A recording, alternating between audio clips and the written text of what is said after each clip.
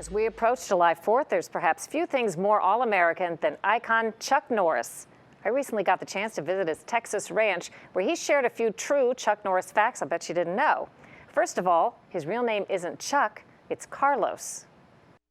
Who gave you the nickname first? I joined when I went in the military, and I'm in boot camp, and the Hispanic guy says, "You know what the name Carlos means in English?"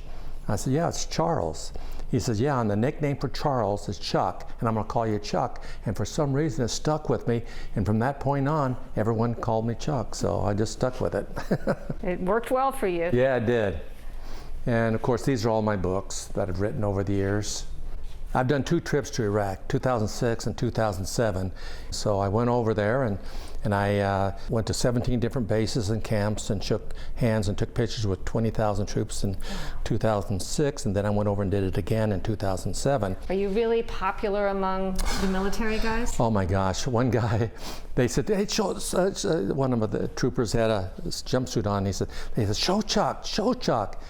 He pulls down his arm, he's got a picture of me on his arm. I go, "Guy, that's on there for the rest of your life." But they had my name on tanks and Wow. carriers and all this stuff here. Are you surprised when you understand the scope of your popularity? It's kind of mind-boggling, really. Were you in the Army? Air Force. Air Force. Yeah, my brother, this is my brother's dress uniform. He was killed in Vietnam. I'm sorry. And so we have his dress uniform, and he was one of my black belts too. This is his black belt certificate, and he was on my fighting team. I think most people know, obviously you aren't an actor who dabbles in martial arts. You are a true martial artist. Yeah, that dabbles in acting, really.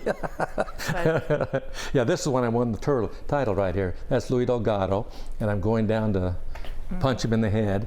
This photo came out. Louis comes up and says, "It must have been your mother down there in the audience taking that picture." I said, "I don't know who took him, Louis." Got it. This here is Missing in Action, and I'm rescuing POWs. And so the scene is for me to get the POWs into this helicopter out over the ocean.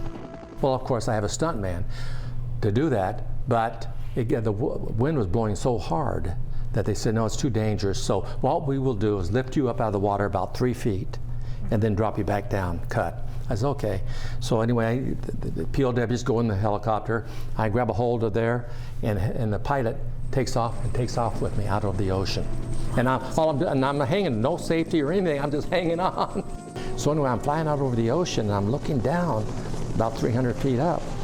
And I said, if I dropped, would it kill me, And finally, my brother, who is on the set, calls, and they finally get a hold of the pilot, and they bring me back to the beach and drop me down. I am held so tight that they had to peel my fingers off the thing. My goodness. So I've had some pretty fun experiences. How did you first hear that you were getting sort of this resurgence with the Chuck Norris facts? About 11 years ago, a college kid from Brown University sent me 3 Chuck Norris facts. And I'm reading them, and the first one was they wanted to put Chuck Norris on Mount Rushmore, but the granite wasn't tough enough for his beard. I thought, this is pretty funny. Well, the college crowd started gravitating to him and started making up their own Chuck Norris facts. Then it went to the high schools and the elementary schools, and then it just started going all worldwide. Did you ever want to be in law enforcement? Yes, I did. Actually, that was my goal. And I grew up planning on being in law enforcement. And so when I joined the military, I got into military police with the purpose of preparing myself for law enforcement. In fact, when I got out of the service, I was married, and I had to start working right away. And so I took my exams for the LAPD, but I had like a 4-month waiting list.